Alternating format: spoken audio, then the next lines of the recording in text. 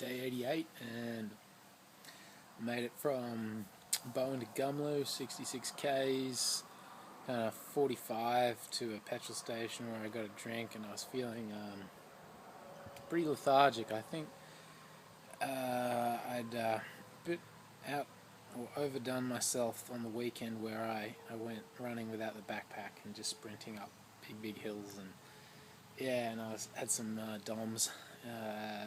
It's like 3 days now, so it's really set in because my glutes and quads were just really aching today, and I was regretting the run on the weekend at the time, and I was thinking, hang on a second, does that contradict my attitude of sort of adventure trumps agony? Well, it does at the time, but then if you're suffering the consequences 3 days later and you're not adventuring, well, it just sucks. Anyway, no moral, no story there, doesn't matter. Yeah, but all in all, I made it to here, which is just a caravan park, and funny, it's continuing on from yesterday's video. I've still got this ongoing obsession with the difference in the way that I get treated if I reveal that I'm doing it for charity, doing this run for charity, and the difference between that and how if I don't reveal the charity aspect. And it's strangely important, and it's something I don't quite understand, and so I think it's irrational. So I'm just trying to, I've got a psychology background, that's what I studied at uni, and so I think about that sort of stuff all the time. Anyway, so I got to this place today, and I'm staying, that's my accommodation, it's just like a demountable or whatever, and staying in that one. Teed up the accommodation, $55, whatever, that's not too bad. Make it over to, first when we were doing the credit card and payment and stuff like that, this lady was asking me, did you walk here? And I was like, well, sort of, yeah, kind of. I ran here from Canberra, and I'm running all the way up the east coast of Australia. I'm trying to get to the tip of Cape York. And, right, cool, fair enough. And then I think she hadn't heard me right, because then later on she said, which direction are you going? And I said, yeah, north, I'm trying to go to the tip of Cape York. Anyway, we had a chat about it for a fair while, but I never said anything about the whole charity aspect. And anyway, paid money, bought some drinks as well, and she brought me over to kind of where I'm staying. Anyway, I'll show you the room. This is the just some kitchen area, something along those lines. Look, my clothes on the line over there. Anyway, and we get to the door here. Yeah, this is it. This is just like a small spot, air conditioning, good. And I open the door, she opens the door, and she's like, I must have forgot to sweep it out. And I'm like, right, okay. And I step in, and forgot to sweep it out is more like, I think they look like something like animal droppings, but I'm not too sure.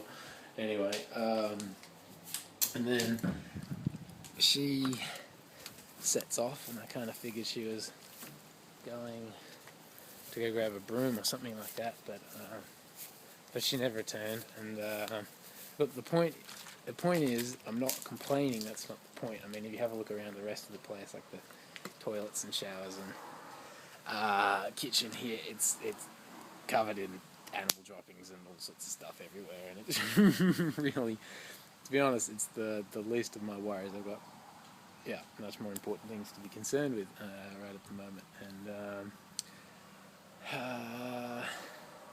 the point is not complaining. The point is, I don't understand the difference in, okay, so she knows everything about what I'm doing, but that I'm doing it for charity. And most people, everybody, when they know the full extent of what I'm doing, including the charity bit, they go tripping over themselves to try and help me. And I don't get, what's that little difference? What is the difference there in that other people are donating money to charity, not me, I'm not the person doing anything different, other than at the beginning I put my hand up for a charity and said, hey, is it cool with you if I tell people to give you money? And they go, yeah, that's cool. And I don't get it. I don't. Anyway, I like it, but as it, yeah, my philosophy on the whole thing is I don't want to use the charity thing as a buying card for getting things done for me. I mean, I'm a grown man. If I want my floor swept, I go and talk to someone about it and make it happen. I don't have to say charity, the magic word, to go and get that to happen. Um,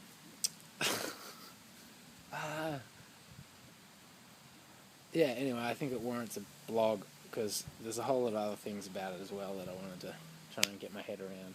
Because it's not just it's not just like people trying to help me type thing. It's often people, you know how people say in an endearing way, you're mad in what I'm doing, you're crazy.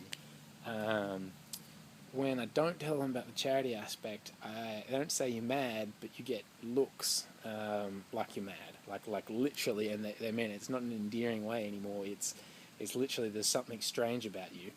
I think, which gives me a clue as to why people go out of their way if they think you're doing it for charity, because I think it has something to do with people then thinking, well, if you're doing it for charity, it's because it's something that you don't want to do, like shaving your head for a cure or whatever. They equate doing it for charity for means the activity in itself is inherently not fun, not something you want to do. But the whole thing is running and charity and all sorts of sports. It's just completely. It's yeah. I won't delve into some controversial work. Yeah, anyway, let's not go there. I'll put it in the blog. All right. Good day all around. I'll be in air tomorrow. It's 50 k's. Everything's going fine. Catch you tomorrow.